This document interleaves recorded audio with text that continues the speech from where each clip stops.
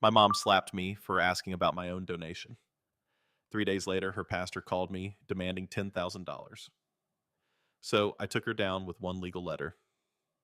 Hello, I'm Lena. And last Easter Sunday, my mother smacked me across the face in front of our entire extended family for refusing to write another check to her church. However, that wasn't the worst part. 3 days later, Pastor Reed called me personally, not to inquire about my well being, but to inquire about when I would be reinstating my $15,000 annual contribution to the building fund. That's when I realized my mother had been using my money to establish herself as the most generous family at Grace Community Church for the previous 6 years. I never expected that sticking up for myself would lead to the discovery of a web of falsehoods that stretched over my entire life. However, the folks who raised you to be good are often the ones who take advantage of your goodness. As I drove into my parents' home on Easter Sunday morning in Riverside, Ohio, the March air still had the bite of winter. Mom has been messaging since 7 a.m. about arriving early to assist with the ham, but I suspected it was more about making sure I looked nice before the rest of the family came. My Honda Civic appeared humble next to Dad's newly washed Silverado and Clara's dazzling Audi SUV, which were already parked in the circular drive. I pulled the store bought dinner rolls from my passenger seat, fully expecting Mom to say something about how she had been up since dawn cooking everything from scratch. The front door was unlocked, as is customary on family gathering days, and the aroma of brown sugar and cloves hit me the instant I went inside. Classical music wafted from the kitchen, accompanied by the sound of pots clattering and Mom's voice directing traffic. The Mitchell family home on Maple Street had not changed much since I was a child. The same beige walls are lined with family photos and similar gold frames. The same burgundy carpet that revealed every trace of lint. The same formal living room that no one was allowed to live in. Clara's laughter could be heard from the kitchen. She was undoubtedly already Mom's favorite helper, while I was invariably tasked with setting the table or folding napkins. Mom emerged in the hallway wearing her best Easter dress, a navy blue outfit with pearl buttons that she had purchased specifically for church this morning. Her hair was groomed in exquisite waves, and her makeup looked professional. She drew me into a hug that felt more like a performance than love, the kind where she could whisper instructions without anybody else listening. Lena, honey, you look tired. Did you remember to bring the offering envelope I gave you last week? She whispered into my ear. Pastor Reed mentioned the building fund is still short for this quarter. I drew back a little perplexed. Mom, I already set up the automatic transfer for this year. The first payment went through last month. I had certainly planned for my yearly $15,000 donation to be divided into quarterly payments, something I had begun doing 3 years ago to better manage my nonprofit salary. Her smile tightened almost subtly. Well, yes, but there are always additional opportunities to give. The church is doing such important work, and our family has always been known for its generosity. She took my elbow and led me to the kitchen. Come say hello to everyone. Clara brought the most beautiful flowers. The kitchen was filled with typical pandemonium. Dad stood near the coffee pot in his Sunday khakis and button down shirt, his hair still showing comb marks from this morning's church service. Claire arranged white lies in a crystal vase, her movements precise and beautiful. She looked up as we arrived, her grin warm but calculated. Lena, perfect timing. I was just telling Mom about Eric's promotion. He's going to be managing the entire Northeast region now. Clara's husband Eric emerged from the pantry holding a bottle of wine. His fine watch caught the light as he extended his hand for the customary polite handshake. Congratulations, I responded, actually meaning it despite the simmering competition between Clara and me. That's really exciting. Thanks. We're actually looking at houses in the Riverside Heights area now. You know, something with more space for when we start a family. Clara's hand rested on her flat stomach in a seemingly rehearsed position. Of course, we want to stay close to the church. Community is so important. This announcement made Mom happy. Isn't that wonderful? Clara and Eric understand the value of putting down roots being part of something bigger than themselves. The suggestion lingered in the air like the aroma of ham. I lived downtown in a leased loft, went to church occasionally, and at 28 showed no signs of settling down with the type of man mom might brag about at church social gatherings. I kept myself busy organizing the dinner rolls in a basket, attempting to avoid the usual sting of being found lacking. I didn't disagree with the value of community, but Grace Community Church had always seemed more like a social climbing opportunity than a spiritual home. The church was wealthy, primarily white, and appeared to prioritize charity giving as a status symbol over practical work. Lena's been so generous to the church, too. Mom began abruptly, her voice carrying that special tone she used when she wanted everyone to pay attention. Haven't you, honey? Pastor Reed was just telling me how much he appreciates your family's commitment to the building fund. Something in her phrase made me pause. Your family's obligation, not yours. I looked at her, but she had already moved on, inspecting the ham in the oven with theatrical care. Uncle Henry came 20 minutes later, accompanied by his wife and my cousin Nora, plus 2 additional carloads of family I had only seen on vacations and funerals. The house was filled with the happy noise that comes from people who love each other, but don't always like each other very much. Everyone assembled in the dining room where Mom had set the table with her wedding china and excellent silver that needed to be hand washed. His words were, Grace thanking God for family, for blessings, and for the opportunity to give back to the community that had given us so much. The amens resonated around the table, and the subject turned to pot roast and glazed carrots. Uncle Henry discussed how his landscaping business was picking up for the spring. Nora presented updates about her nursing program. Eric dominated much of the talk, telling stories about his new job and their house searching travels. I found myself largely listening, contributing when specifically requested, but feeling strangely removed from the entire event. There was a performative quality to it all, as if we were all playing roles we had been assigned long before.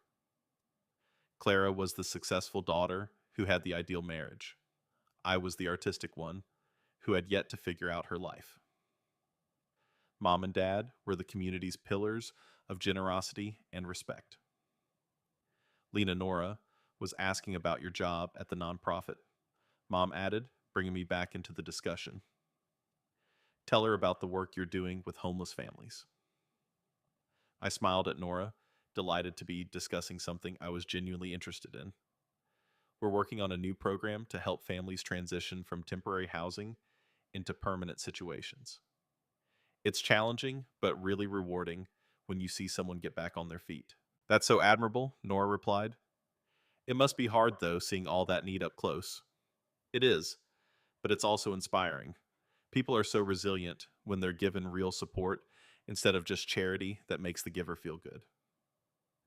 The remarks came out more pointed than I had intended, and I noticed Mom's stern glare across the table. Well, charity is important too, Eric remarked. I mean, without people willing to give generously, organizations like yours couldn't function. Absolutely, I agreed. I just think it's important that the giving actually helps people, instead of just making the donors feel better about themselves. An awkward quiet fell over the table.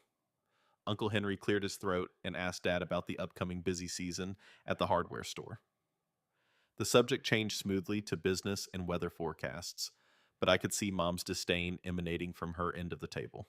Mom stopped me in this kitchen after dinner as the men gathered in the living room to chat baseball, and the women began clearing dishes.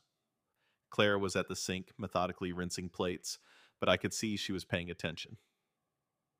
Lena, I need to talk to you about something, Mom whispered quietly. Pastor Reed mentioned that there might be some confusion about your donation this year. I placed down the serving platter that I had been drying. What kind of confusion?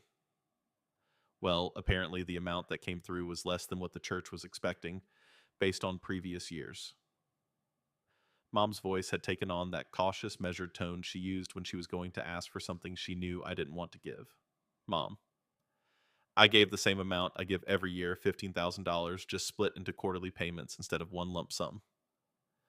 Clara looked away from the sink, her demeanor perfectly neutral. Maybe there was a banking error or something. I don't think so, I replied softly. I can check my bank statements, but I'm pretty sure everything went through correctly. Mom sighed, full of maternal disappointment. The thing is, honey, the church really needs that money for the new fellowship hall. Construction costs have gone up, and Pastor Reed is counting on our family's continued support. Our family's support. Well, yes. The Mitchell family has always been known for our generosity. Your father and I have been giving to the church for 30 years. And when you started contributing, it really meant something to Pastor Reed. It showed that our values were being passed down. I felt something chilly settle into my gut. Mom, are you saying that the church thinks Dad is the one making my donations? The hush lasted too long. Clara had become very still at the sink, and Mom's face had assumed the smooth, blank expression she used when she was prepared to lie. It's not about who gets the credit, Lena. It's about the family being seen as united in our commitment to the church, but I write the checks. My name is on the donation forms. Yes, but you use our address since you move around so much. And Pastor Reed knows you're our daughter, so naturally he associates it with our family's overall giving. The parts were beginning to fit together in a way that made me feel sick. Mom, does Pastor Reed think that you and Dad are giving $25,000 a year instead of 10? Her cheeks wrined slightly. I don't see why the specific breakdown matters. What matters is that Grace Community is receiving support from faithful families. It matters because it's my money. And if people think it's coming from you, then you're getting credit for my generosity. My voice grew louder, and I could see Clara casting worrisome glances toward the dining room where the rest of the family was still gathering. Don't be so dramatic, Lena. No one's stealing anything from you. We're all part of the same family working toward the same goals, are we? Because it seems like you've been letting people think you're more generous than you actually are, using my donations to boost your reputation at church. Mom's expression tightened. That is completely unfair. Your father and I have been faithful members of Grace Community since before you were born. We raised you to understand the importance of giving back. If you're suddenly concerned about getting personal recognition for your donations, maybe you need to examine your motives. The accusation landed like a smack. Here I was trying to figure out why my donations were being credited to my parents while I was being accused of having selfish reasons. This isn't about recognition, I responded, my tone taut with repressed rage. This is about honesty. If Pastor Reed thinks our family is giving $25,000 a year and you're not correcting that impression, then you're lying. How dare you accuse me of lying? Mom's voice had become dangerously quiet. After everything we've done for you all, the values we've tried to instill, this is how you talk to your mother. Clara turned away from the sink, her hands still soaking. Maybe we should all just calm down. It's Easter, and family is more important than money. It's not about the money, I emphasized. It's about the principle. The principle, Mom's voice rose now. The principle is that you support your family and your church without keeping score. The principle is that you're grateful for the blessings you've received instead of acting like some kind of victim. I'm not acting like a victim. I'm asking for honesty about where my money is going and who's getting credit for it. Your money, Mom repeated the words as if they were unpleasant. Everything you have because your father and I raised you right, sent you to college, supported you when you decided to work for pennies at some nonprofit instead of getting a real job. And now you're worried about getting credit for your donations. The unfairness stole my breath away. I had paid my own way through college using scholarships and loans. I'd never asked them for money as an adult. I had been donating to their church for 6 years, expecting nothing in return except that the money go where I wanted it to go. I'm not asking for credit, I explained, my voice cracking. I'm asking you to stop taking credit for something you didn't do. And that's when she struck me. The slap came so fast that I didn't see it coming. I was standing by the kitchen counter trying to convey my viewpoint when suddenly my cheek burned and my head rang. The sound resonated around the kitchen like a gunshot. Clara gave a gasp. The talk in the dining room came to a halt. I could hear chairs scrapping across the floor as people attempted to find out what had happened. I stood there, one hand raising involuntarily to touch my cheek, staring at my mother in utter shock. She hadn't touched me once in the previous 28 years. She was breathing quickly, her cheeks flushed with fury and possibly embarrassment. "Don't you ever talk to me like that again," she demanded, her voice low and spiteful. "Not in my house. Not in front of my family, you ungrateful, selfish little girl." The words hung in the air between us like poison. I could hear footsteps approaching from the dining room and voices inquiring if everything was all right. But all I could think of was the look in my mother's eyes. It wasn't all anger. It was colder, more calculated, as if she saw me as an impediment to be overcome rather than a daughter to be loved. I picked up my purse from the counter where I had left it earlier. My hands were remarkably steady, but I could feel a tremble beginning deep in my chest. "I'm leaving," I explained quietly. "Lena, wait." Clara reached for my arm, but I drew back. "Number, I'm done." I proceeded through the dining room where my entire extended family sat still in their chairs, forks halfway to their mouths, eyes wide with surprise and embarrassment. Uncle Henry attempted to stand, but I shook my head. "Happy Easter, everyone," I remarked, my tone remarkably regular. "Thank you for dinner." I let myself out of the front door and took careful steps to my car. I could hear voices behind me yelling out my name, but I didn't turn around. I got into my Honda, started the motor, and drove away from Maple Street for what I thought would be the final time. It wasn't until I got 3 blocks away that I began crying.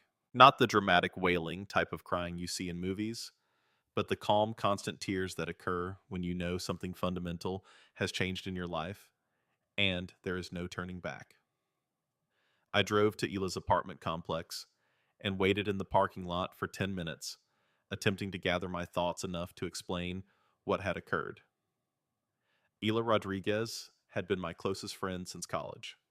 She was the type of person who would drop everything to help you relocate or bring you soup when you were sick. She worked as a county social worker, so she recognized the value of family, as well as the harm that families can cause. When she opened her door and saw my face, she asked no questions. She simply pulled me inside, prepared tea, and waited for me to find the words. She hit me. I finally murmured, sitting on Isla's couch with a mug of chamomile to warm my hands. My mother actually slapped me because I questioned whether she was taking credit for my church donations. Hila's dark eyes burned with rage. "She what?" I recounted her the entire event, beginning with the unpleasant chat in the morning and ending with Mom's hand touching my cheek. Isla listened without interrupting, her expression darkening with every detail. "Lena, that's not just about money or credit. That's about control. She's been using your generosity to boost her own status. And when you called her on it, she got violent. I keep thinking I must have said something wrong or pushed too hard." "No," Isla replied firmly. "You asked reasonable questions about your own money." Her reaction tells you everything you need to know about her motives. That night, I stayed at Hila's, sleeping on her couch and attempting to figure out what had happened. My phone buzzed with texts from Clara, each of which said something like, "Mom is really upset and you should apologize." Nothing from Mom herself, and nothing from Dad. Monday morning arrived dark and drizzling, which matched my attitude well. I went to work at the Riverside Family Services Center, and my position directing marketing for the homeless aid program felt like the most honest thing I'd ever done. I spent the day preparing grant proposals and updating the website, thankful for work that didn't require me to act like everything was all right. Pastor Reed called on Tuesday afternoon. I was going over spreadsheets for our upcoming fundraising drive when my desk phone called. The caller ID indicated Grace Community Church, and for a brief time I pondered leaving the call on voicemail, but curiosity won out, and I answered on the fourth ring. Lena Mitchell speaking. "Lena, this is Pastor William Reed from Grace Community. I hope I'm not catching you at a bad time.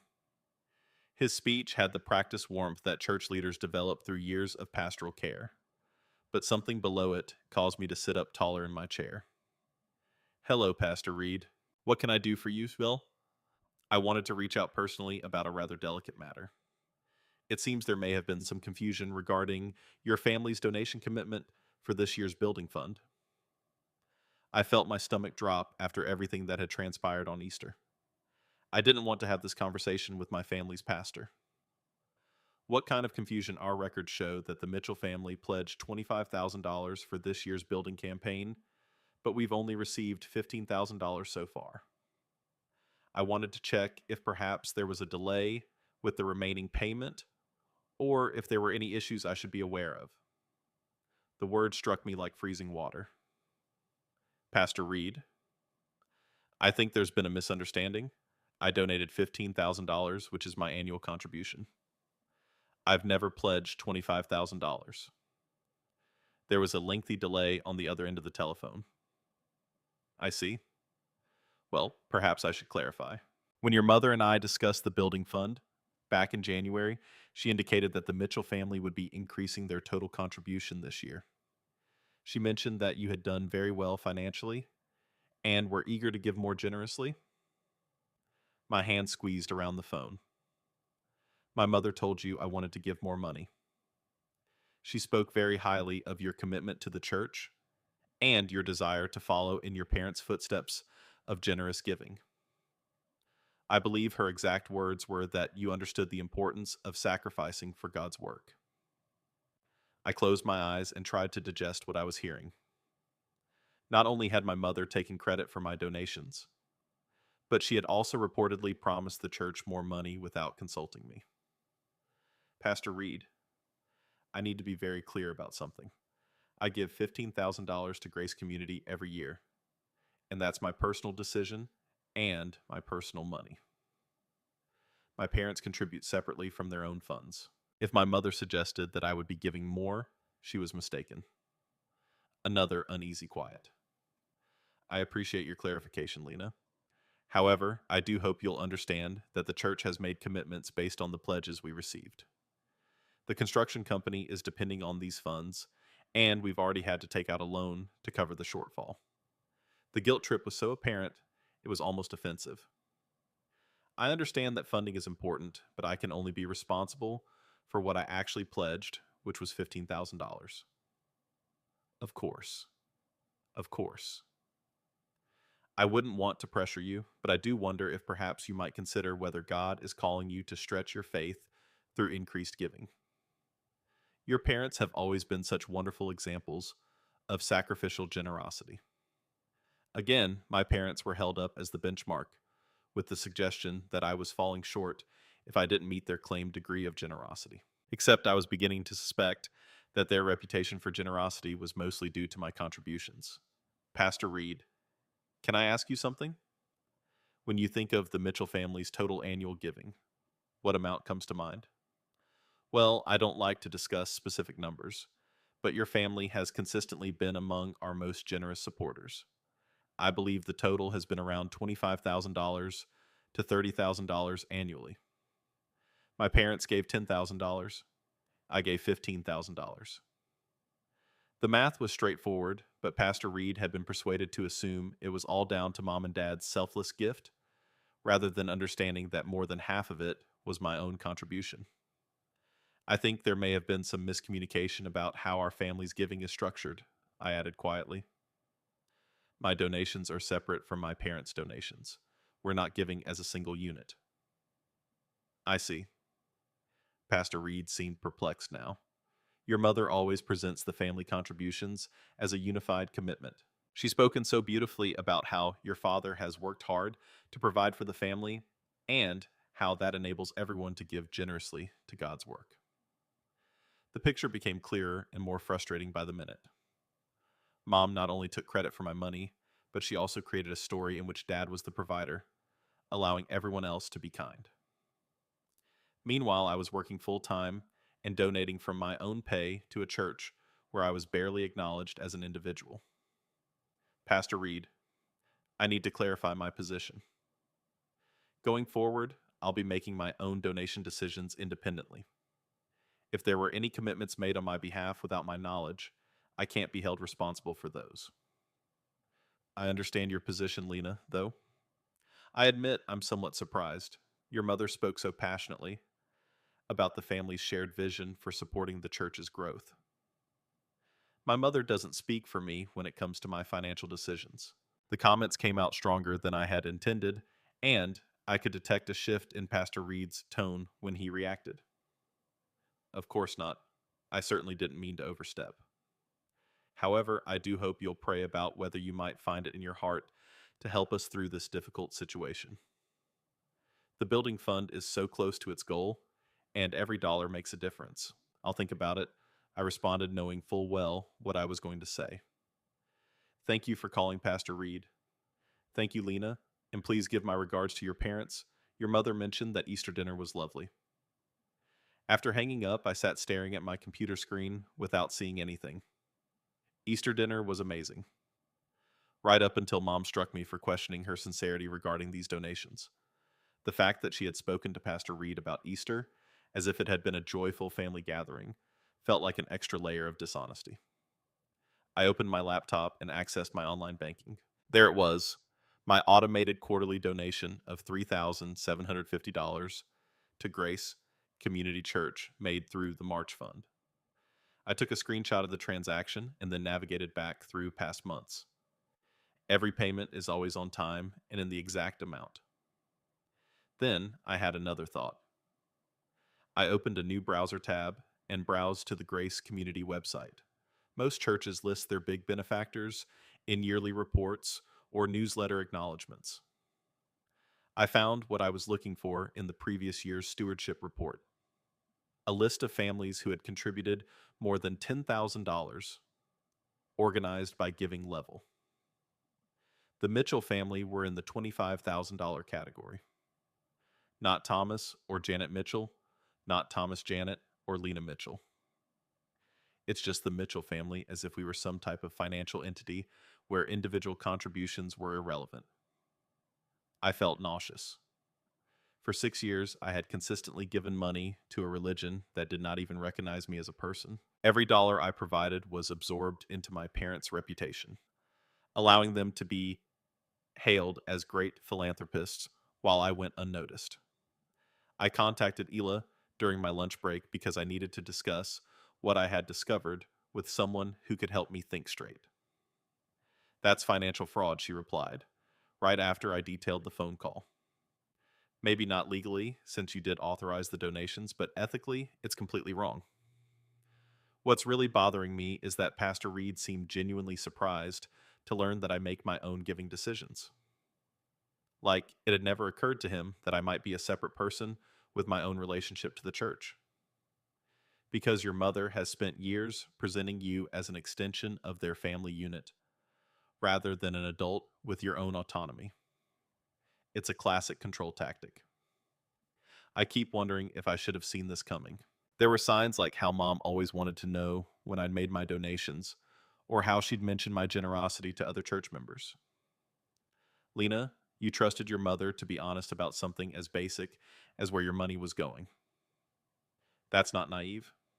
That's normal. The fact that she violated that trust says everything about her character and nothing about your judgment. That afternoon, I wrote an email to Pastor Reed. I kept it simple and professional, noting that I would continue to donate $15,000 annually, as agreed, but that any additional commitments made on my behalf were not permitted and would not be honored. I also requested that future messages regarding my donations be sent to me directly rather than through my parents. I did not submit it immediately. Instead, I saved it as a draft and chose to sleep on it. But that evening, my phone started ringing.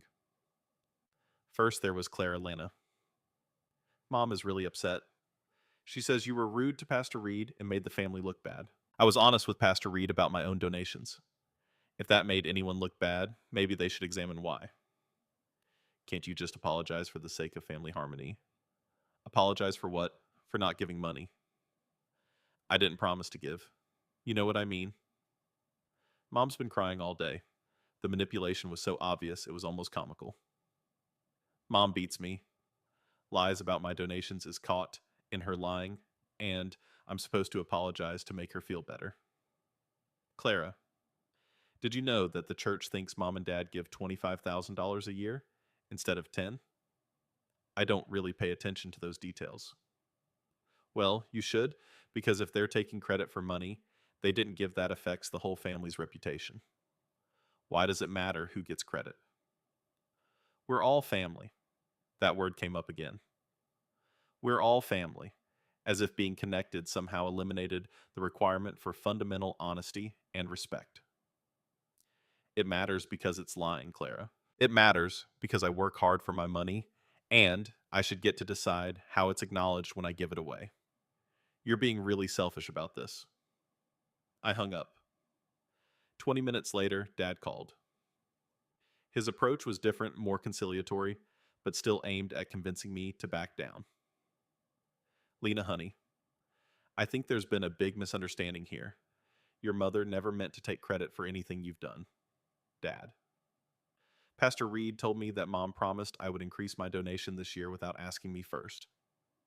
How is that not taking credit for my money?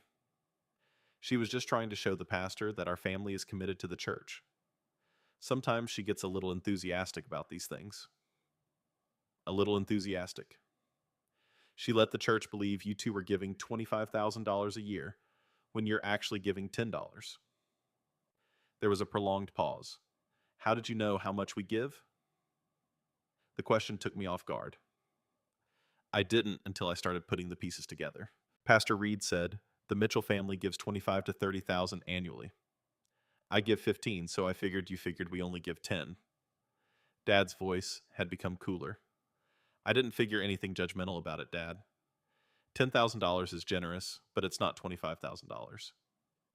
And letting people think it is becomes a problem when they start expecting more. Your mother has devoted her life to that church, Lena. She volunteers for every committee, organizes half the social events, and brings meals to every family in crisis. If the pastor wants to recognize our family's overall contribution to the community, that includes more than just money.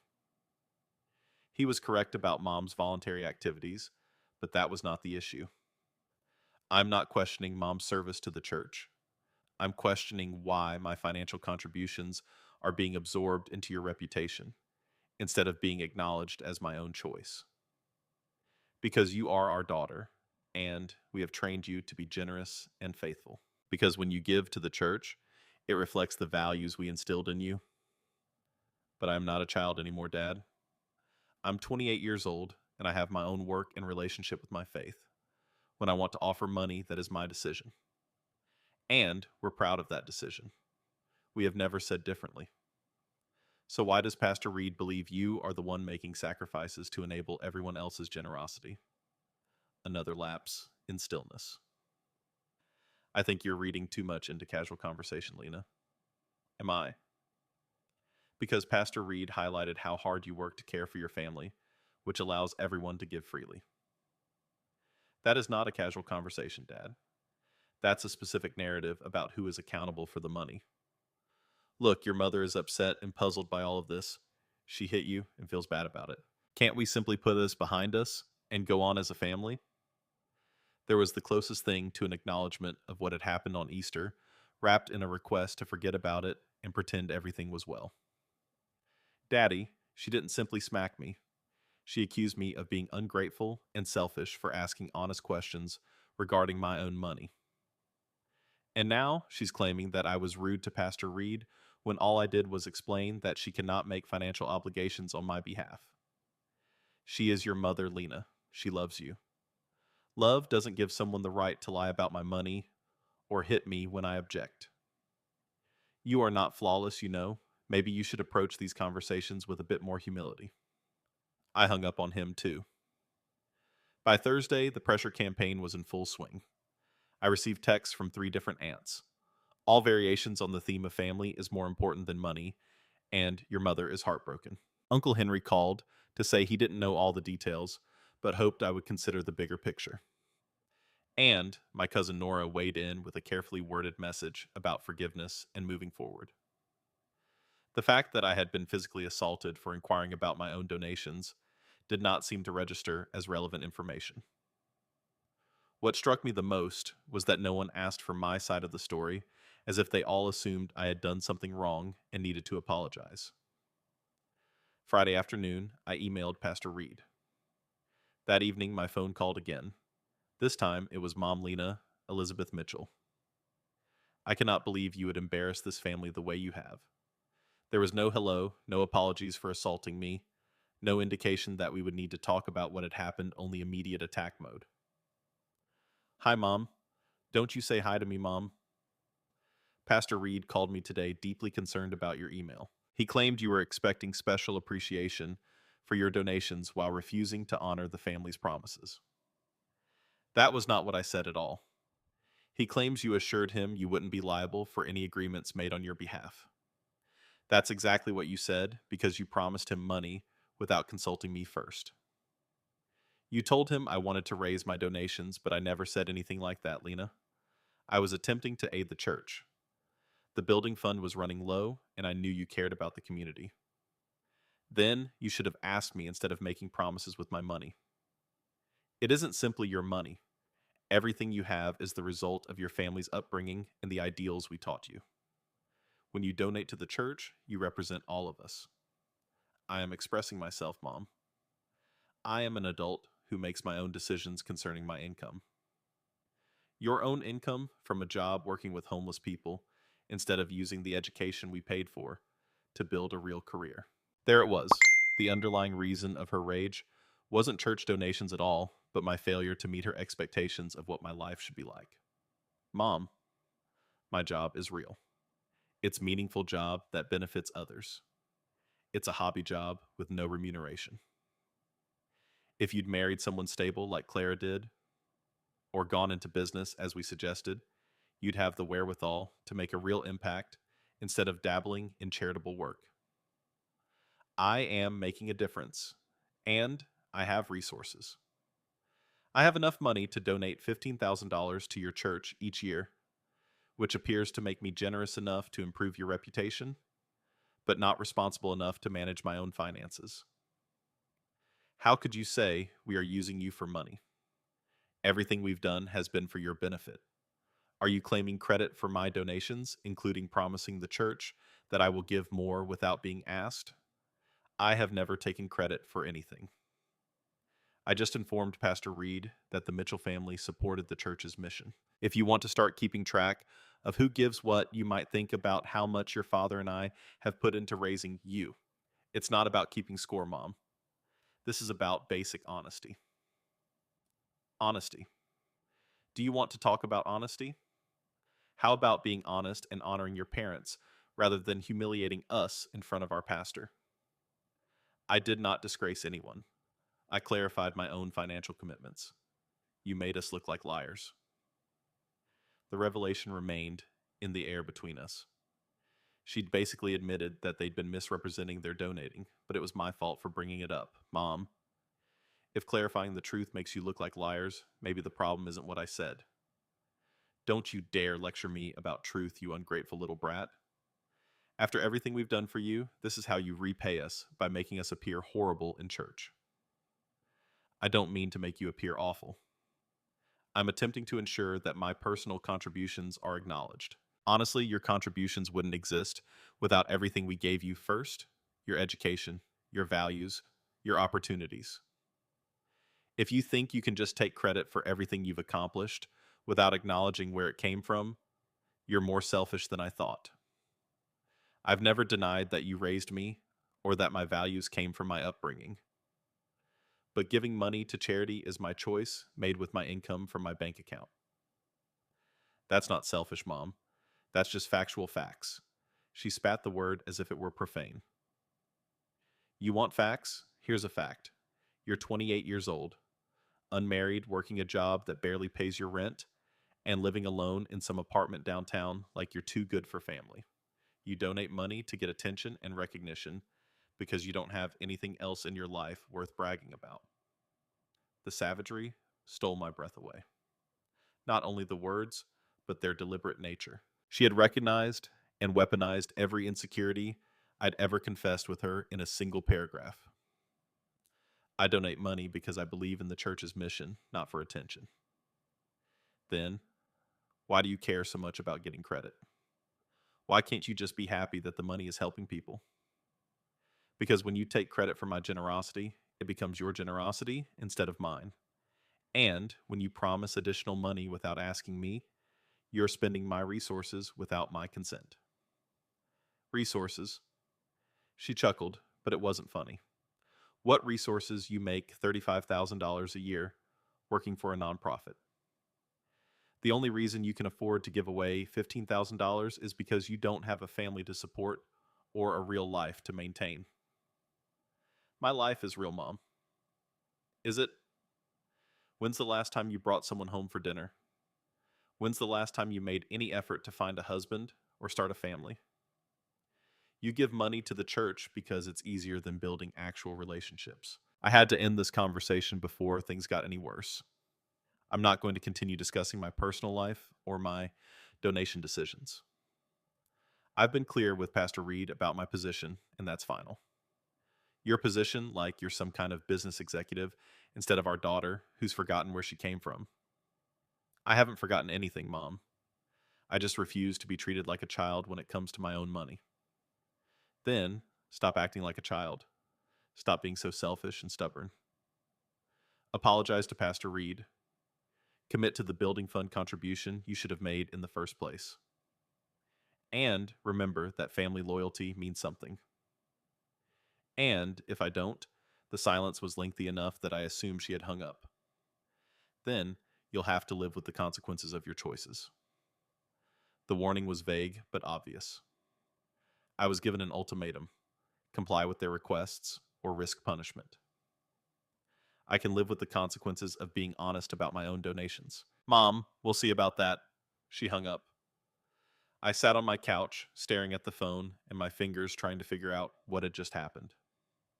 In 1 week, I went from being a devoted daughter who willingly donated to her family's church to an ungrateful, selfish, and difficult child who deserved to be punished for expressing fundamental financial autonomy. But something changed in me during that talk. Mom's brutal precision in her personal attacks indicated something significant. This was not truly about church donations at all. This was about maintaining control by putting me in a dependent, childish role in which my decisions and achievements could be incorporated into the family narrative without regard for my unique identity. I opened my laptop and started writing an email to Grace Community Church's administrative office. If they wished to regard the Mitchell family as a single financial unit, they were about to find out what happened when a member of that unit decided to resign from participation. The next morning, I would contact the church's finance secretary and ask that my name be removed from any family-based contributor recognition.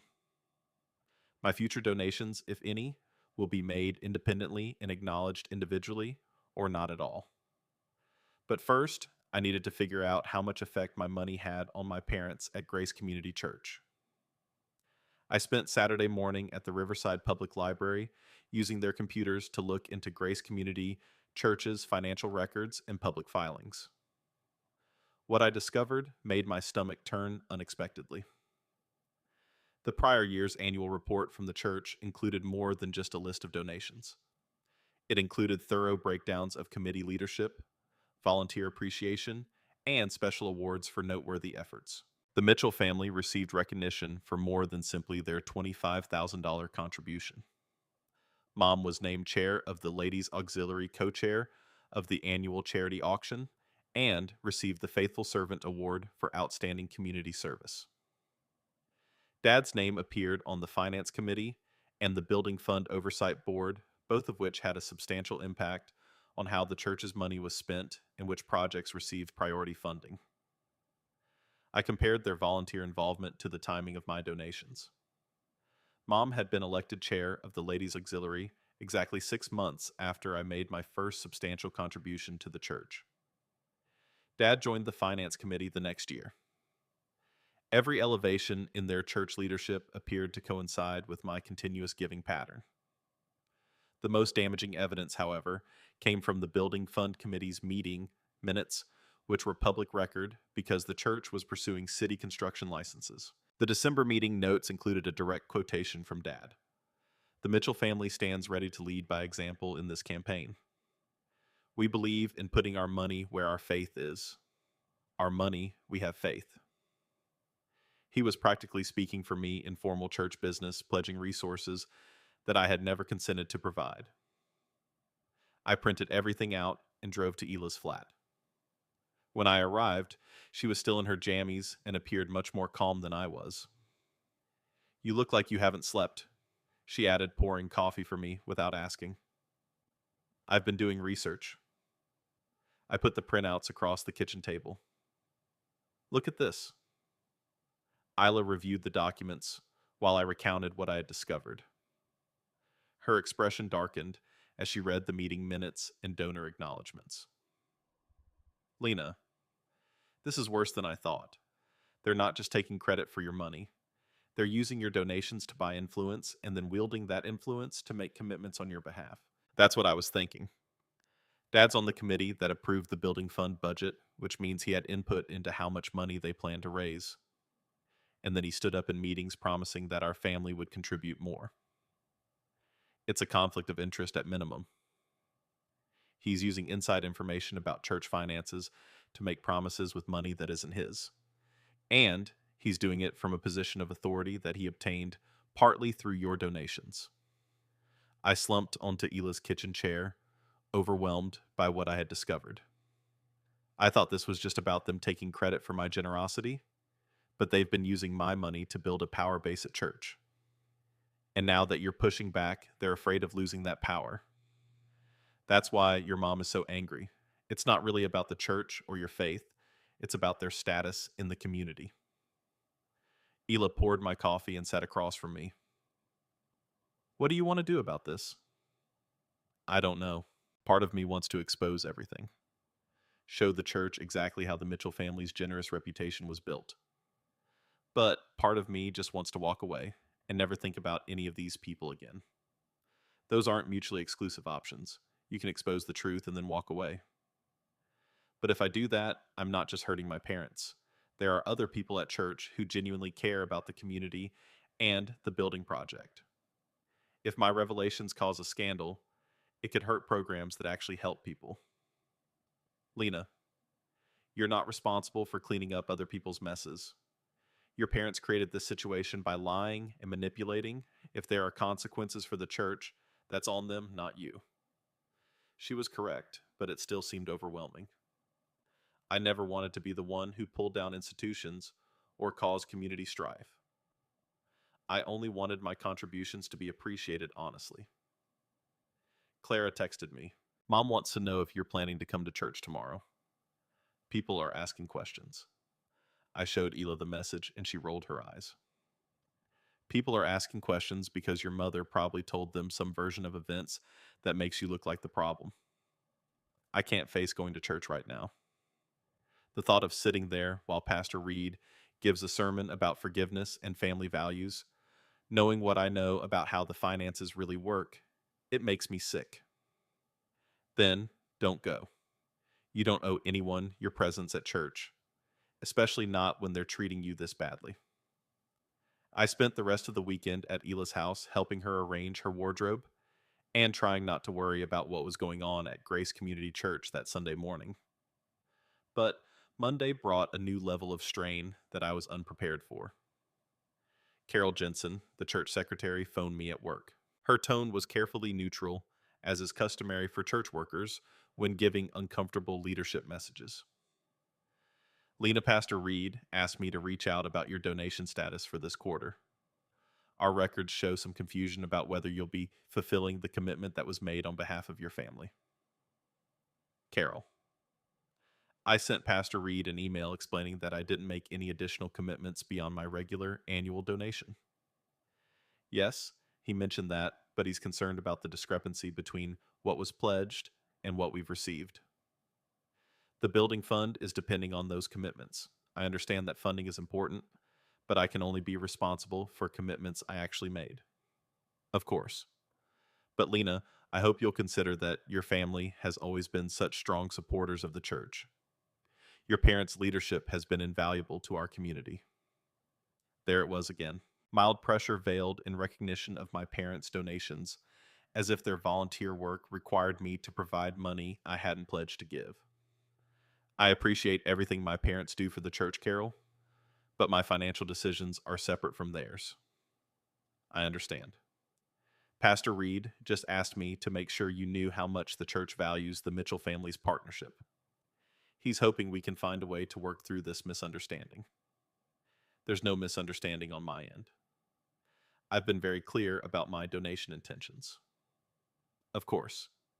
Well, if you change your mind or want to discuss options for supporting the building fund, please let me know.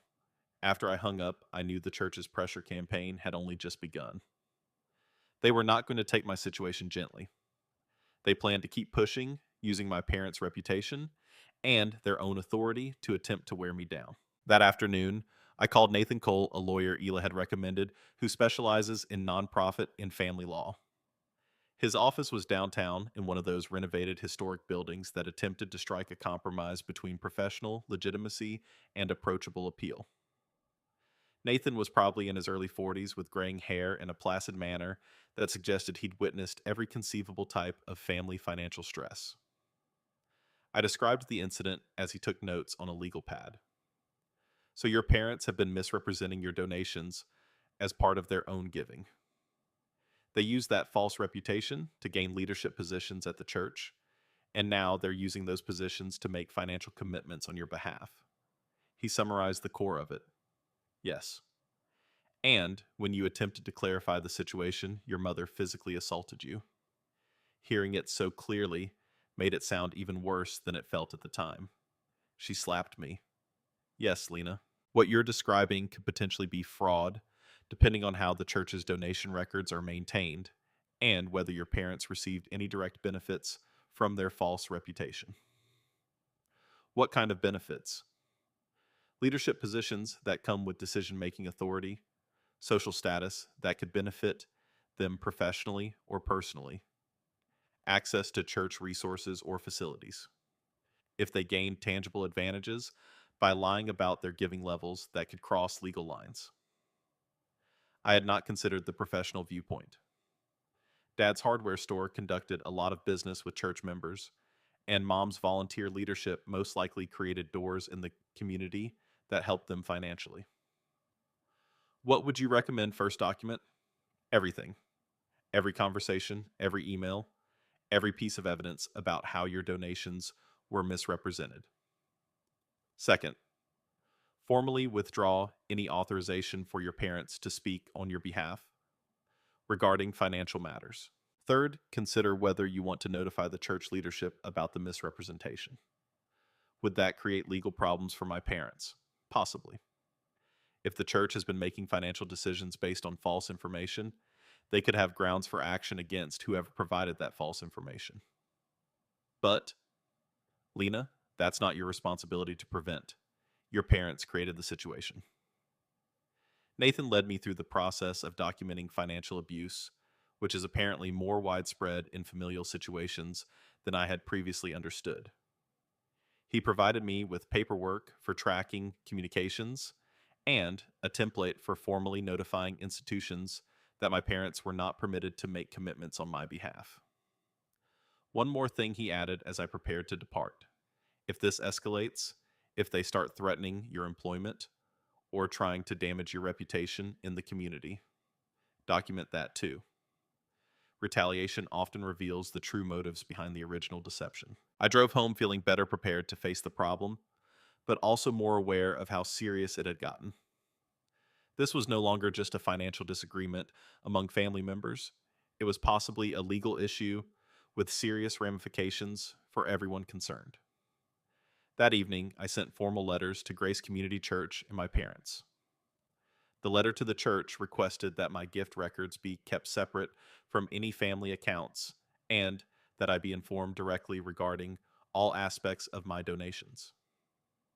The letter to my parents stated that they were no longer authorized to make financial commitments on my behalf and that I would hold them accountable for any debts imposed in my name. I did not send either letter promptly. Instead, I addressed my Uncle Henry, my father's brother, who had always appeared to be the most rational member of the extended family. Lena, I'm glad you called. I've been worried about you since Easter. Uncle Henry, I need to ask you something, and I need you to be honest with me.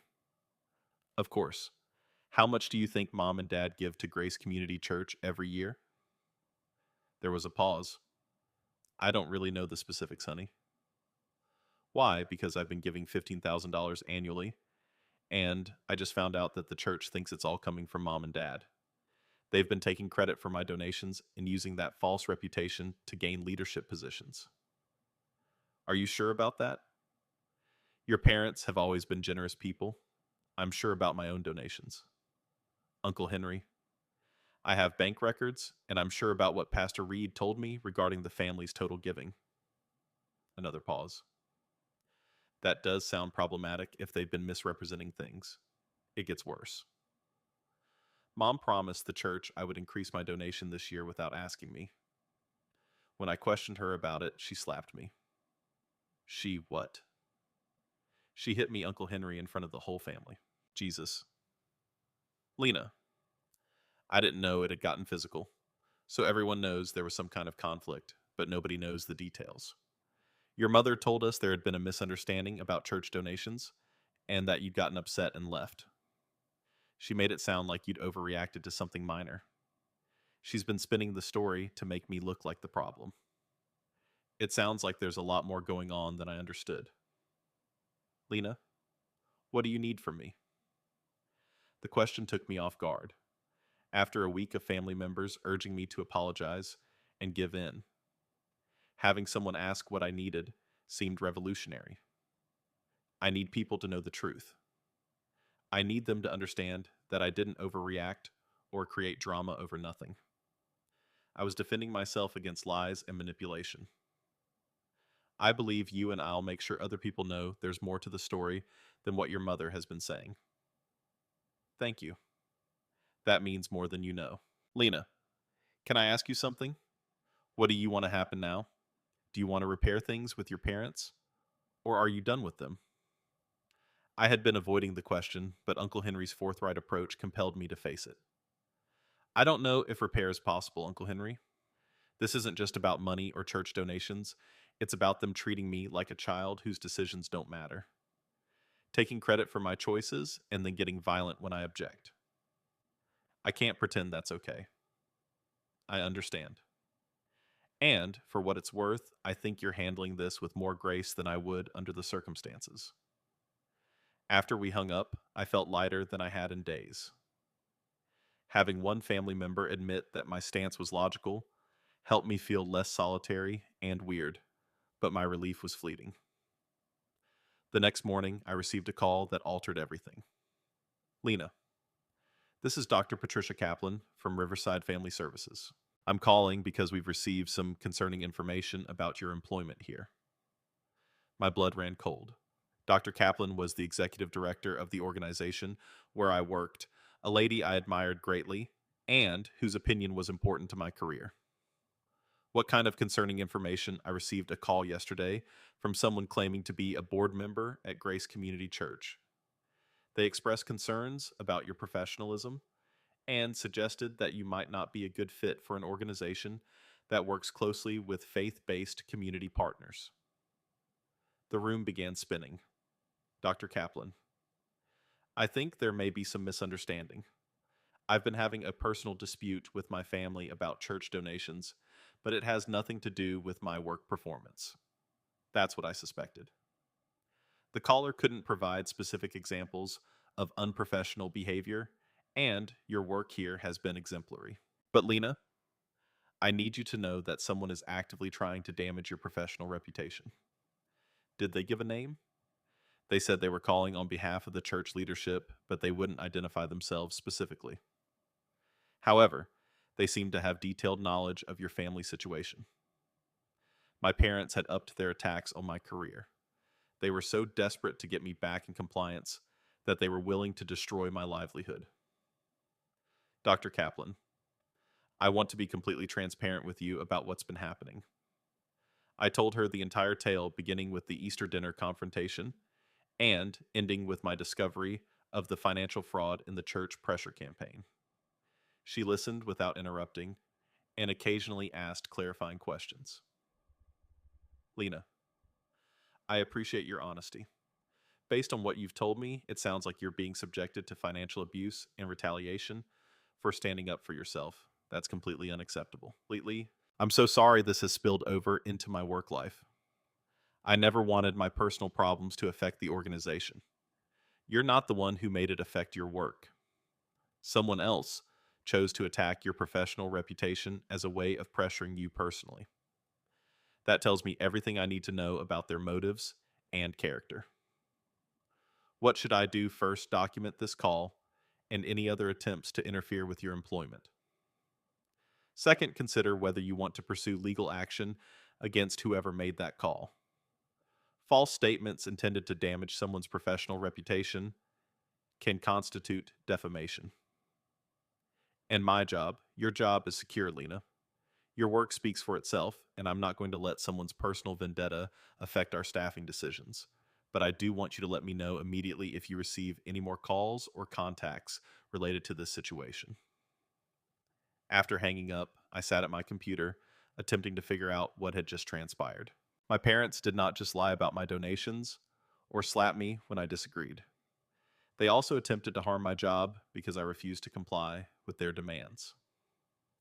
The treachery was so complete and deliberate that it finally clarified something I'd been confused about all week.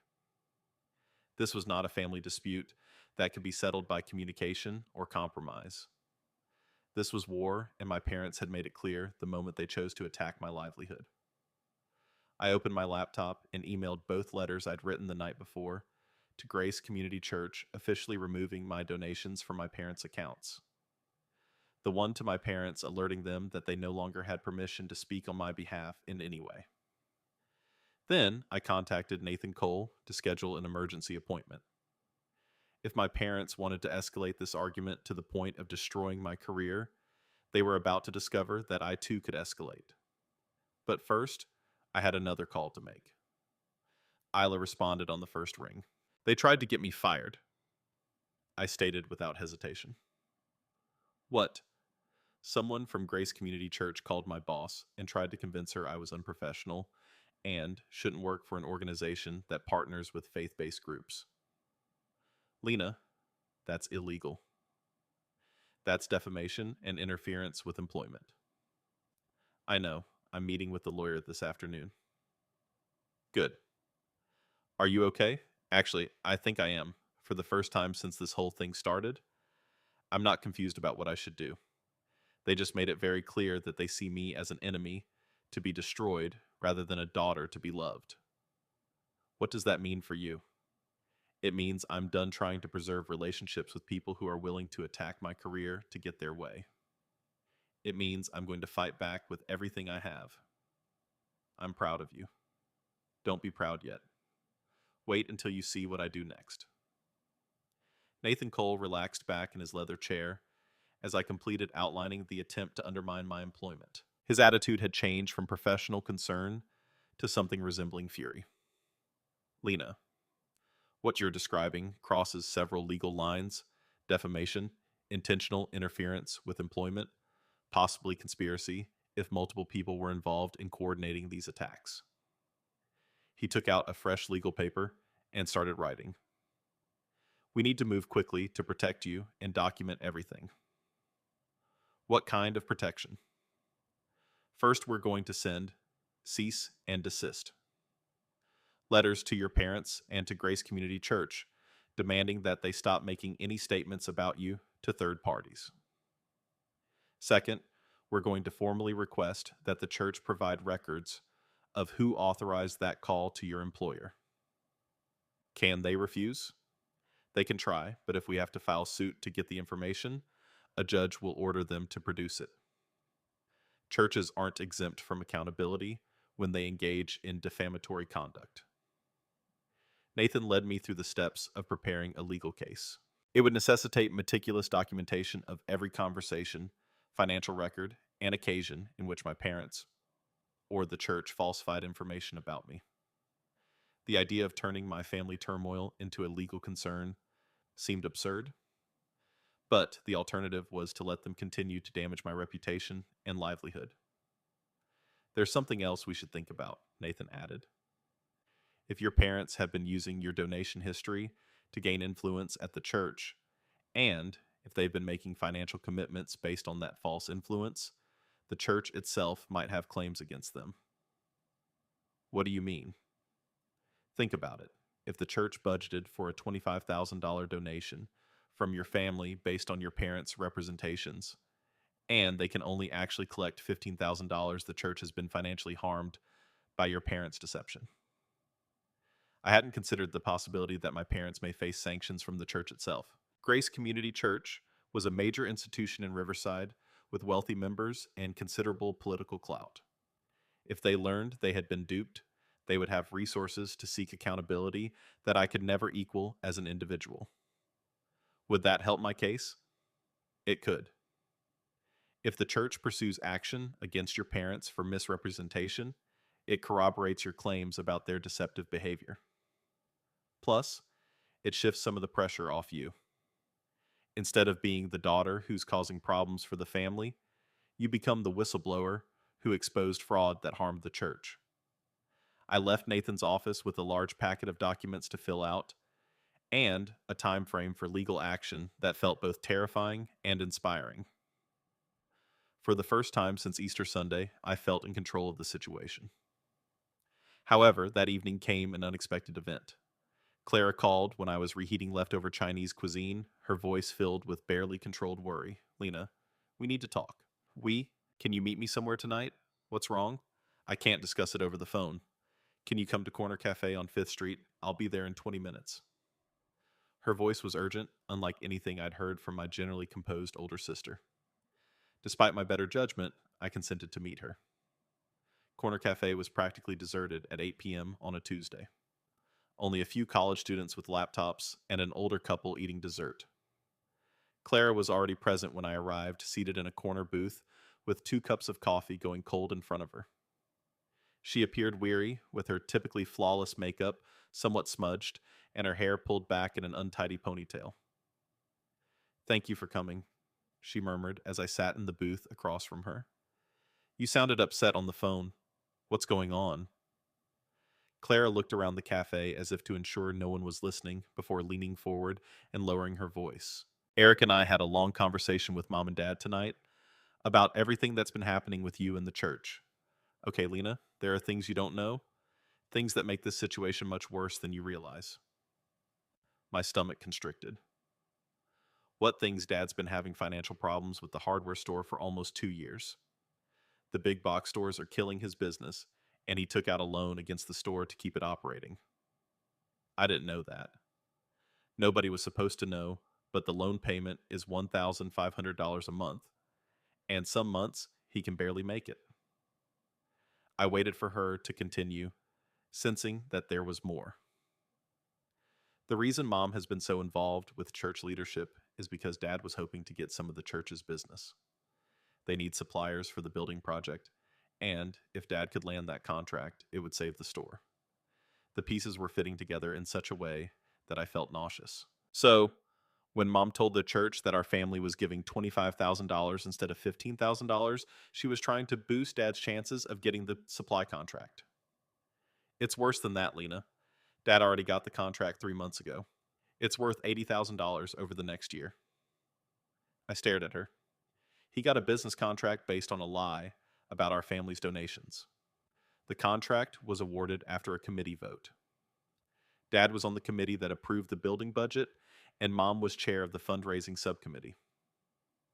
They used the influence they gained from your donations to position themselves for the business opportunity. That's fraud, Clara. That's actual criminal fraud. I know. Her voice was hardly audible.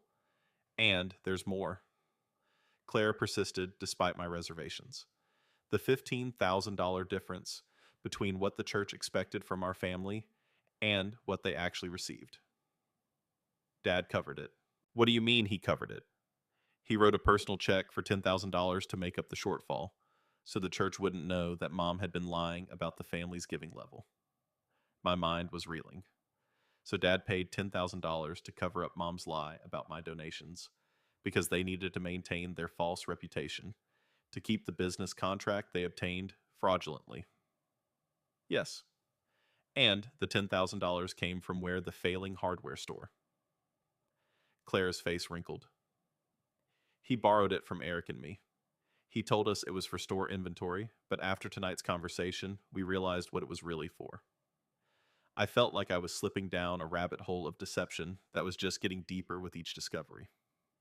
My parents had not only claimed credit for my gifts, they had also used that false credit to acquire a company contract, then borrowed money from Clara to cover up their lies when I refused to donate anymore. Clara, why are you telling me this? Because Eric and I are financially tied to this now. If Dad's fraud gets exposed, if he loses the church contract, he can't pay us back. And if the store fails, we're out $15,000 that we were planning to use for a house down payment. So you want me to stay quiet to protect your investment? No. She shook her head firmly. That's what I thought I wanted when Eric and I drove over there tonight, but after seeing how Mom and Dad talked about you, after hearing what they've been saying to other family members, I realized I can't be part of this anymore. What have they been saying? Clara took out her phone and read through text messages. Mom has been telling everyone that you're having some kind of mental health crisis, that you've become paranoid and delusional about money, and that the family needs to present a united front to help you through your breakdown. She showed me screenshots of group text chats between various relatives. The narrative was continuous and terrible. According to Mom, I had become obsessed with receiving credit for my charity donations. I was making baseless charges against the family and was in serious need of professional assistance and family support. She's been positioning herself as the concerned mother, trying to help her troubled daughter, while simultaneously undermining everything you've said about the donation situation. And people believe her, some do, others are asking questions. But Lena, she's been very strategic about this. She's not denying that there was confusion about donations. She's framing it as evidence of your mental instability. The level of skill in the manipulation was amazing. Mom had discovered a method to acknowledge the facts while entirely altering their interpretation. Yes, there was some uncertainty about donations, but only because I was experiencing psychological issues that made me worried about family finances. What about the call to my boss? That was Pastor Reed, but Mom encouraged him to do it. She told him that you were showing signs of instability and that your employer should be aware that you might not be reliable. And you believe this. You thought I was having a breakdown. Clara appeared ashamed. For a while, yes. The way Mom presented it, it seemed like you were overreacting to normal family dynamics. But tonight, when I pressed them for specifics about your supposed mental health issues, everything fell apart. What do you mean? I asked Mom to explain exactly what you had said or done that indicated psychological problems. All she could point to was your insistence on getting credit for your donations and your refusal to give more money to the church. And that convinced you that, plus some things Eric noticed. He pointed out that your behavior had been completely normal at Easter dinner until the moment Mom put you on the spot about the condo donation. He said you handled that situation with more composure than most people would have managed. I felt a wave of thankfulness for my brother-in-law, whom I'd never been especially close to, but who appeared to be paying attention when it mattered. So what do you want from me now? Clara, I want to help you expose the truth. Eric and I have decided that we'd rather lose our money than be part of covering up fraud. Even if it means Dad loses the church contract and the hardware store fails even then. Because if we help cover this up now, where does it end? What happens the next time Mom and Dad need money or influence? Do they use our reputations the way they used yours? Clara had reached the same conclusion I had been debating all week. It wasn't simply about money or church contributions. It was about a pattern of manipulation and control that would only worsen until stopped. What kind of help are you offering? I have records. Dad asked me to help him with some paperwork related to the church contract. So I have copies of the bid documents and the committee meeting minutes. I also have bank records showing when he borrowed money from us and when he made the donation to cover the shortfall. You'd be willing to provide those to my lawyer? Yes. And I'd be willing to testify about what mom and dad told us regarding their strategy for getting the contract. Clara, if this goes to court, it could destroy them. Dad could face criminal charges for fraud, and they could lose everything. I know, but Lena, they tried to destroy your career to cover up their lies. They've been systematically undermining your reputation with the entire extended family. At what point do we stop enabling their behavior? She was correct, but the thought of potentially wrecking my parents' lives felt overwhelming. Even after everything they'd done, the prospect of being accountable for their financial ruin made me sick. I need to think about this. I understand. But Lena, there's something else you should know. Mom and Dad are planning to escalate their campaign against you. What do you mean they're going to file a police report claiming that you've been harassing them and making threats? They want to get a restraining order that would prevent you from contacting them or coming to family events. On what grounds I haven't harassed or threatened anyone? They're going to claim that your emails to the church and your demands about donation records constitute harassment. And they're going to say that your refusal to respect their authority as parents creates a threatening environment. That's ridiculous. No court would issue a restraining order based on emails about donation records. Maybe not, but they can make you spend time and money fighting it. And, in the meantime, they get to tell everyone that their daughter has become so unstable that they needed legal protection from her. The strategic reasoning that drove their approach was terrifying. They were willing to use the judicial system to manipulate the story and drive me into a defensive position. When are they planning to file this report tomorrow morning? I had fewer than 12 hours to decide whether I should fight back with everything I had or try to de escalate a situation that had already gotten out of control. Clara, if I go forward with legal action against them, and if you provide evidence what happens to your relationship with mom and dad, it's probably over. They'll never forgive me for taking your side, especially if my testimony helps expose their fraud. And you're okay with that. She remained quiet for a long time, staring down at her coffee cup. I love mom and dad, Lena, but I can't love them more than I love the truth. And I can't build my future on money that was obtained through fraud and covered up through lies. What does Eric think about all this? Eric thinks our parents raised us to have integrity, and that integrity means standing up for what's right, even when it's painful. He says, if we help cover up fraud now, we become accomplices to it. I stretched across the table to squeeze Clara's hand. For the first time since Easter, I felt like I had an ally in my family who recognized the true nature of the battle. Okay, I'll call my lawyer tonight and tell him to expect new evidence. And Clara, thank you for choosing to tell me the truth. Thank you for giving me the chance to choose. We sat in silence for a few minutes, both of us contemplating the gravity of our recent decision. Clara then took out a manila envelope from her purse. These are copies of everything I have. Bank records, contract documents, meeting minutes, text message screenshots. I made them before I called you tonight in case I lost my nerve about helping you. I took the envelope and felt its weight, both physically and metaphorically. There's one more thing, Clara explained. Uncle Henry called me before I came here. He said he's been asking questions around the extended family, and he's discovered that several people are uncomfortable with Mom's version of events. What kind of questions? He's been asking people to think about whether your behavior at Easter really seemed like that of someone having a mental breakdown, or whether it seemed like someone standing up for themselves. And he's been pointing out that none of Mom's explanations account for why she hit you.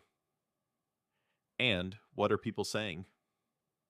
Cousin Nora said she always thought there was something off about Mom's story. Aunt Diana said she was surprised by how calmly you handled the situation at Easter, given that you'd supposedly been acting irrationally. Uncle Frank said he'd never seen you be anything other than reasonable and mature.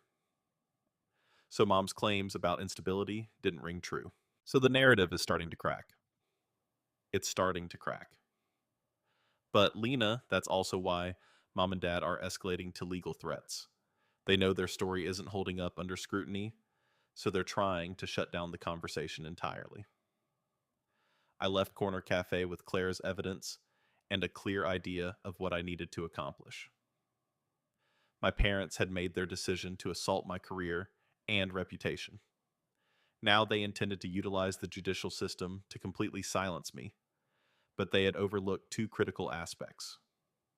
First, I had allies they were unaware of.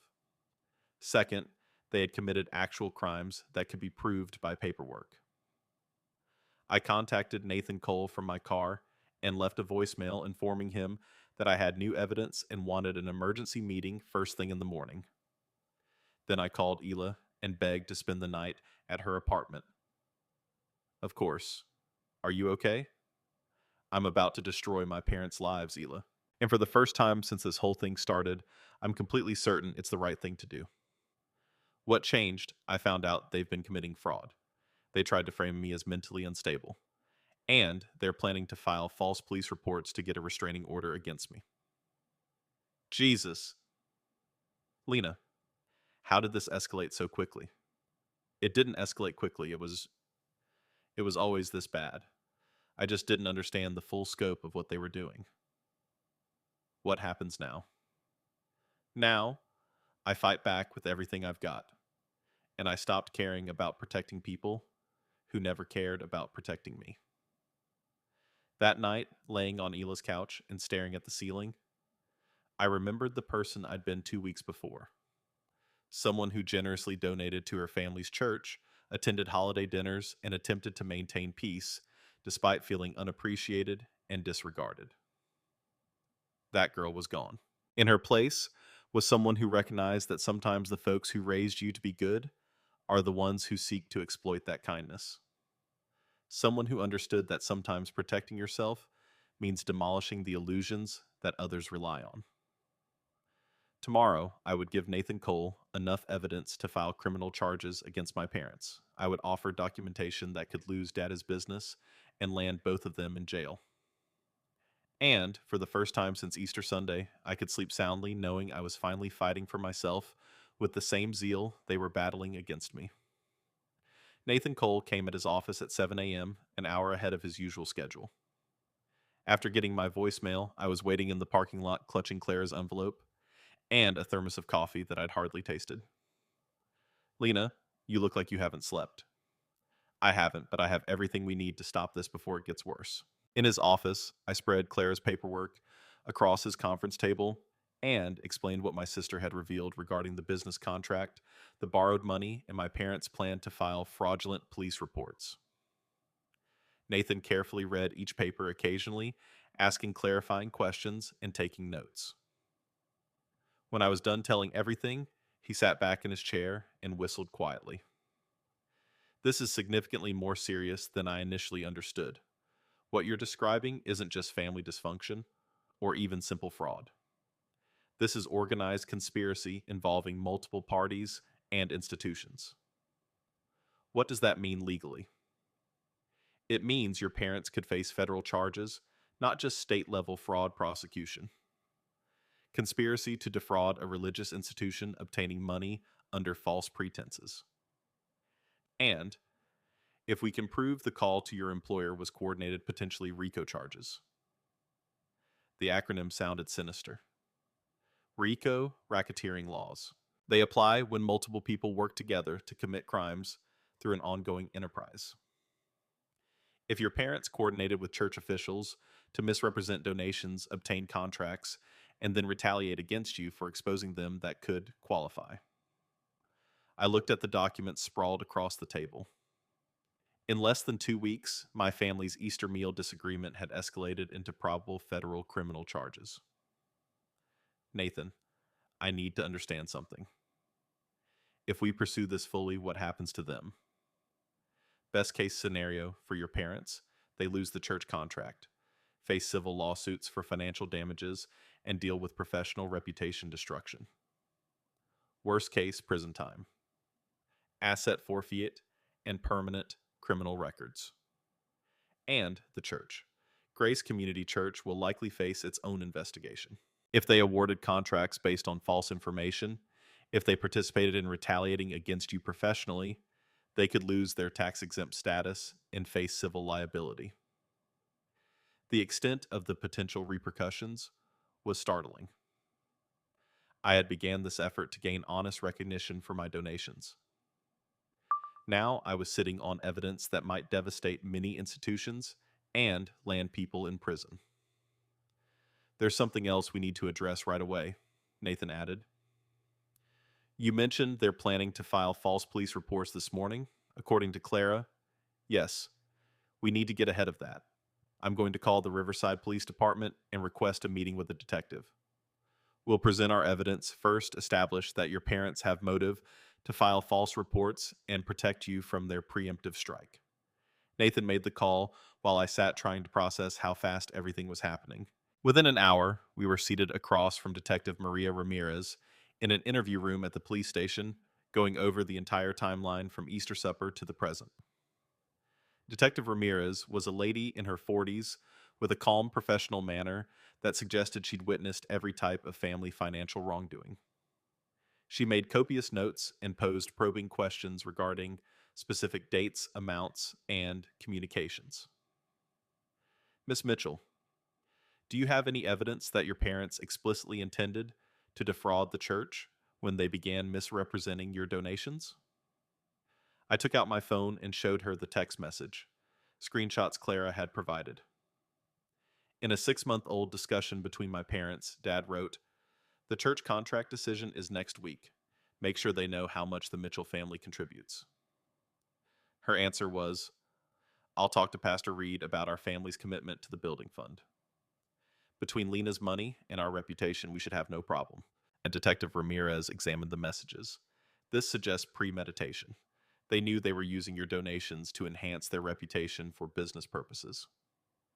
There's more, Nathan said, giving him printouts of the committee meeting minutes where Dad promised additional family donations. After evaluating everything, Detective Ramirez looked up with an expression that I couldn't read. "Miss Mitchell, I need to tell you that about an hour ago, your parents did file a report claiming you've been harassing them with demands for money and making threats about exposing private family business." My stomach sank. "Are you going to arrest me, number?" "Based on what you've shown me here, the report appears to be an attempt to discredit you before you can present evidence of their crimes. That's called anticipatory retaliation, and it actually strengthens your case." What happens now? Now we open a formal investigation into fraud conspiracy and filing false police reports. I'll need to interview your sister, examine the church's financial records, and speak with anyone who can corroborate your account of events. Nathan and I left the police station with the weird sensation of handing over control of my family's fate to the authorities. There was no turning back now. That afternoon, when Detective Ramirez began her investigation, I received an unexpected call. "Lena, this is Pastor William Reed. I think we need to talk." "Pastor Reed, my lawyer has advised me not to discuss the situation directly with anyone from the church. I understand your position, but there are developments you should be aware of. Can you meet with me and our board president this evening? I promise, this isn't an ambush or an attempt to pressure you." Something about his tone indicated real concern rather than manipulation. Against Nathan's advice, I agreed to meet at Key's Church at 6 p.m., with the understanding that I would leave immediately if the talk turned heated. Grace Community Church appeared less imposing in the early evening light, more like the community institution it was intended to be rather than the power centers it had become under my parents' control. Pastor Reed was waiting in his office with Margaret Dawson, the board president, and a retired bank executive whom I had met at numerous church occasions over the years. Both appeared uneasy, as if they had been having painful chats. "Lena, thank you for coming. Please sit down." I remained standing. "Pastor Reed, I want to be clear that I'm here to listen, not to negotiate about donations or family reconciliation. I understand, Lena. This afternoon, we received a visit from a police detective asking questions about your family's donation history and your father's contract with the church. Okay, Margaret Dawson spoke up. We've spent the last several hours reviewing financial records, committee meeting minutes, and correspondence related to your family's involvement with the church, and Pastor Reed appeared to be in genuine pain. We've discovered significant discrepancies between what we believed about your family's giving and what the records actually show. What kind of discrepancies? For the past 3 years, we've been operating under the understanding that your parents were contributing approximately $20,000 annually, with additional family contributions bringing the total to $25,000 or $30,000. But the actual records show your parents have given exactly $10,000 each year. Your contributions have been $15,000 annually. We somehow lost track of the fact that you were making separate donations. Margaret Dawson took out a folder. More concerning is what we've discovered about the contract award process. Your father was involved in budget discussions where he had access to information about expected donation levels, and he used that information to make promises about family giving. Are you saying he had inside information when he bid for the supply contract? We're saying there was a clear conflict of interest that wasn't properly disclosed. Committee members aren't supposed to bid for contracts related to projects they help oversee. Pastor Reed leaned forwards. Lena, we owe you an enormous apology. We allowed your individual contributions to be absorbed into your family's reputation, and we failed to recognize the ethical problems with your father's dual role as committee member and contractor. What does that mean, practically? Margaret Dawson replied. It means we're canceling your father's contract and launching a full review of our governance policies. It also means we're implementing new procedures to ensure individual donors are acknowledged separately from family accounts, and the building fund shortfall that I was supposed to cover. There is no shortfall. Pastor Reed stated, we've discovered that your father made a $10,000 donation in March, specifically to cover the gap between what we expected from your family and what we actually received when we account for that correctly. The building fund is exactly where it should be. I felt both vindicated and saddened. The church was finally accepting the truth, but only after a police inquiry. Pastor Reed, there's something I need you to understand. The call you made to my employer wasn't just inappropriate. It was defamatory and potentially criminal. He grimaced. I realize that now. Your mother convinced me that you were struggling with personal issues that might affect your professional judgment. I see now that she was manipulating me to pressure you into compliance. What are you going to do about that? I've already called Dr. Kaplan at Riverside Family Services to apologize and clarify that the church has no concerns about your professional capabilities. I've also submitted a formal statement to the police explaining my role in that incident. Margaret Dawson added, the board is also prepared to provide a written statement supporting your professional reputation should you need it for any future employment situations. I appreciated their efforts to make amends, but the harm to my relationship with the church seemed irreversible. I think I'll be finding a new place to worship. I understand, Pastor Reed replied calmly. But Lena, I hope you'll consider that Grace Community Church made mistakes in governance and oversight, not in fundamental values. We want to do better, and we've learned important lessons from this situation. The lessons you've learned came at the cost of my family relationships and my sense of safety in this community. I'm glad you're implementing better policies, but I can't pretend this didn't happen. Of course, but please know that you'll always be welcome here if you choose to return. I left the church feeling emotionally exhausted, but legally vindicated. Pastor Reed's admissions would bolster the case against my parents and show that even the church acknowledged they had been duped. The next morning, news arrived that changed everything again. Detective Ramirez called to tell me my parents had been arrested. Both Thomas and Janet Mitchell were taken into custody this morning on charges of conspiracy to commit fraud, filing false police reports, and interference with employment. Your father faces additional charges related to the conflict of interest in the contract process. What happens now? They'll be arraigned later today. Based on the evidence, I expect significant bail amounts and conditions that prevent them from contacting you or your employer. Will there be a trial? That depends on whether they accept plea agreements. The prosecutor is prepared to offer reduced sentences in exchange for full restitution to the church and formal apologies to you and your employer. And if they don't accept plea deals, then we go to trial and they face maximum penalties for all charges.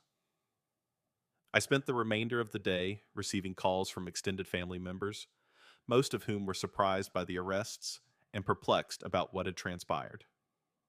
Uncle Henry had been working to refute Mom's story about my mental health, but the criminal charges forced everyone to consider the possibility that I had been speaking the truth all along. Clara called that evening in tears. Lena, I'm so sorry. I knew they were lying and manipulating, but I never imagined it would lead to arrests. You did the right thing by giving me the evidence, Clara. None of this would have been exposed without your help. But there are parents. Seeing them in handcuffs on the local news, it's devastating. It is devastating. But they chose to commit crimes rather than admit they were wrong. That's not our fault. What happens to the hardware store now, I don't know. That's up to the courts and their creditors. 3 weeks later, my parents agreed to plea deals. Dad pleaded guilty to fraud and conflict of interest charges and was sentenced to 2 years probation and $50,000 in reparation to Grace Community Church. Mom pleaded guilty to filing false reports and slander. And she was sentenced to 1 year probation and required to formally apologize to me and Dr. Kaplan. The hardware business is closed forever. The building was sold to cover court costs and reparations. My parents relocated to a modest apartment across town, and according to Clara, Dad found work as a part-time employee at a competitive hardware business. I never interacted with them again, though Clara sent occasional updates. Mom had told relatives that I had destroyed the family for money, neatly ignoring her involvement in the deceit and manipulation. Dad was devastated by the loss of his business and reputation, spending the most of his time watching television and avoiding interaction with former clients and church members. The extended family separated into camps. Uncle Henry, Clara Eric, and a few cousins kept contact with me and admitted that I had been harmed. Others supported my parents or just withdrew from the matter, refusing to take sides in a disagreement that had harmed the family's public image. Isla assisted me in finding a new church where I could worship away from the daily reminders of family conflict. I continued to work at Riverside Family Services, where Dr. Kaplan's encouragement had shielded my career from my parents' sabotage efforts. My annual philanthropic giving rose in part because I was no longer concerned about how my offerings would be perceived. 6 months after being arrested, I received an unexpected letter. Grace Community Church informed me that they had developed new governance policies in response to the problems in my situation. They had established a clear distinction between financial contributors and contract vendors, implemented individual donor recognition systems, and trained staff to recognize indicators of financial abuse in families. The letter included an offer to return to the congregation, as well as a formal acknowledgement that my contributions had been unfairly ascribed to others. Pastor Reed included a personal remark at the bottom. Your courage in standing up for truth has made our church stronger and more ethical. We hope you will consider that a positive legacy from a painful experience. I retained the letter but did not return it to Grace Community Church. Some wounds provide insight but never completely heal. Clara and Eric finally gave birth to a daughter named Emma. I took on the role of Aunt Lena, which brought me unexpected joy and reminded me that family can be chosen and made rather than suffered out of duty.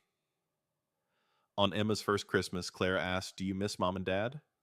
"I miss the parents I thought I had," I said to her, "but I don't miss the people they actually were." "Do you think they'll ever understand?" what they did wrong. I think they understand they got caught. Whether they understand the deeper problems with their behavior, I doubt it. Any regrets about how you handled things?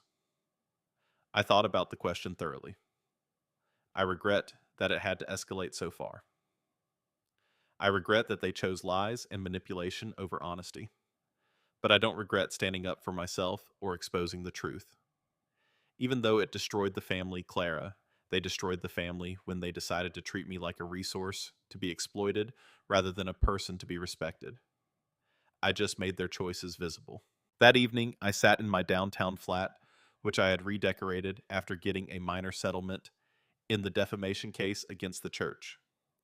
The place felt peaceful in a way it hadn't before.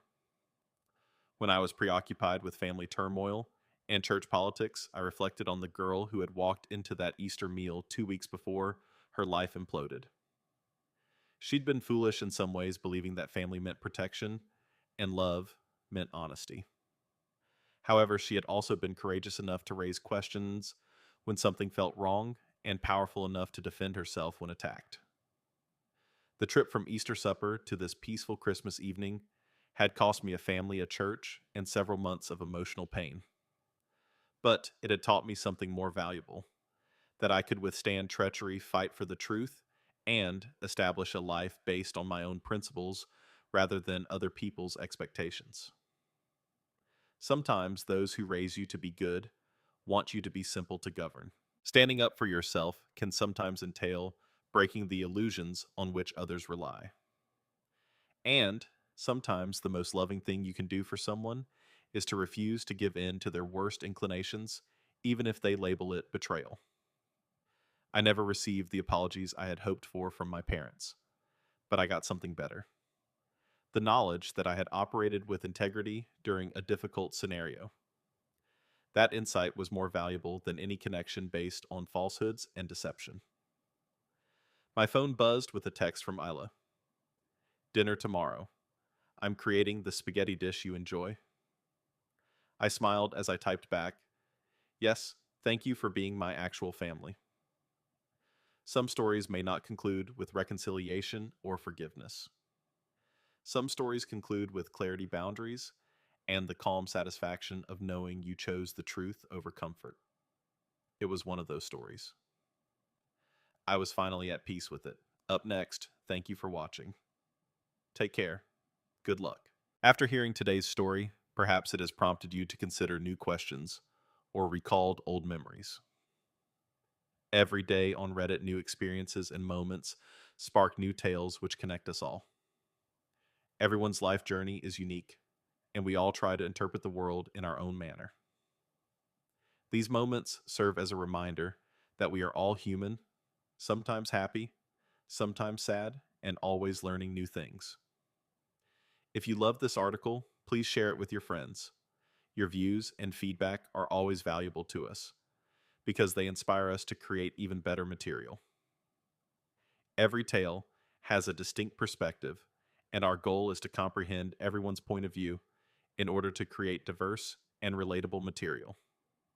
Stories like these remind us that everyone's journey through life is unique, and hearing other people's stories teaches us new things. You can also share your own experiences with us. We value your experiences as well. If you enjoyed this video, please provide feedback. We strive to generate content that always brightens your mind and inspires you with fresh thoughts. If you've seen this video before, your feedback is still valuable. Every piece of input helps us enhance our material and provide our readers with a different viewpoint. Today, what we witnessed was only a fraction of the numerous stories shared on Reddit and around the world. It's a reminder that we all try to comprehend life by sharing our experiences with one another. This movie was just one example of how we try to connect with others via storytelling and learning about different aspects of life. We aim to continue sharing stories that will help us all learn and grow together.